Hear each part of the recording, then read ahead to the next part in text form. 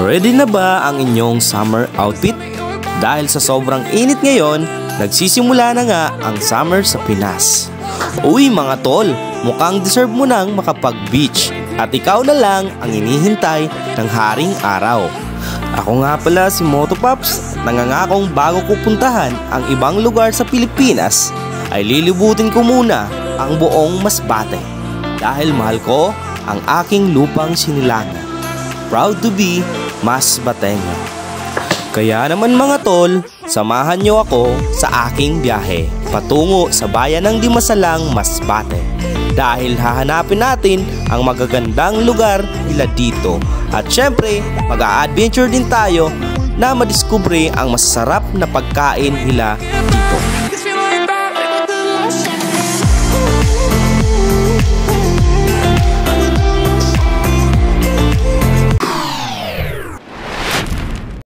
Good morning mga tol. So nandito tayo ngayon sa Mobile Exterior sa Fuel Oil Gasoline Station. So dahil hinihintay natin ang ating mga kasamahan dahil mag-island trip naman tayo ngayon. So kung makikita mo, ito yung mga dala ko. So tent at saka upuan, isang lalagyan ng drone, tas isang money bag at yung bag ko na sa likod.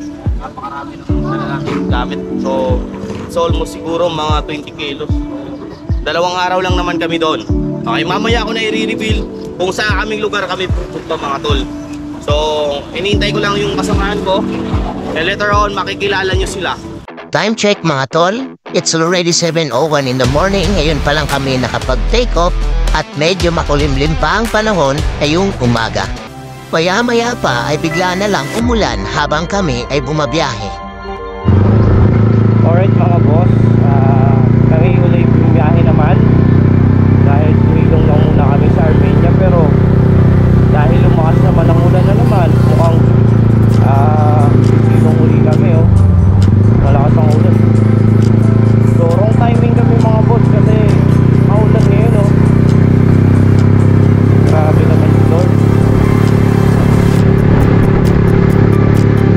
Good luck lang sa amin island trip mga idol, maulan talaga Naku po, paano na kaya kami dito? Fast forward mga tol. Alright guys, papasok na tayo ng pier. Dimasalang mga idol. Mahigit 1 oras pala ang biyahe namin papunta dito mga tol kasi nga maulan. Time check is already 8:20 AM and mamaya ipapakita ko sa inyo ang drone footage ng Dimasalang Municipality.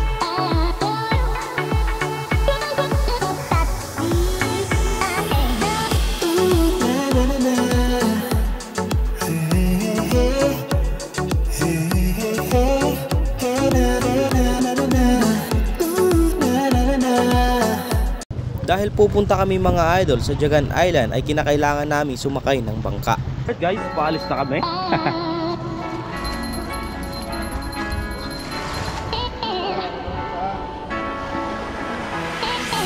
Alright mga tol, kami nga ay paalis na. So it takes 30 minutes para makarating sa Jagan Island. So dahil dyan, umaura-aura muna tayo sa bangka.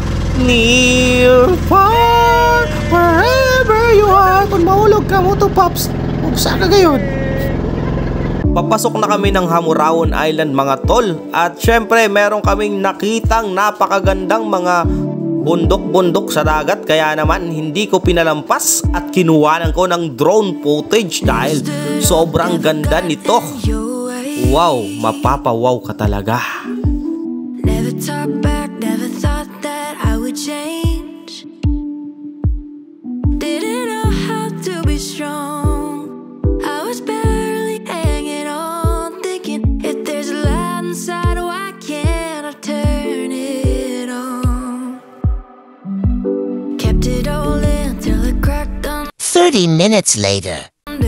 After 30 minutes later mga idol ay narating na namin ang Disibs Beach Resort Sa Jagan Island, makikita mo naman na napakaganda ng karagatan dito at sobrang puti ng mga buhangin.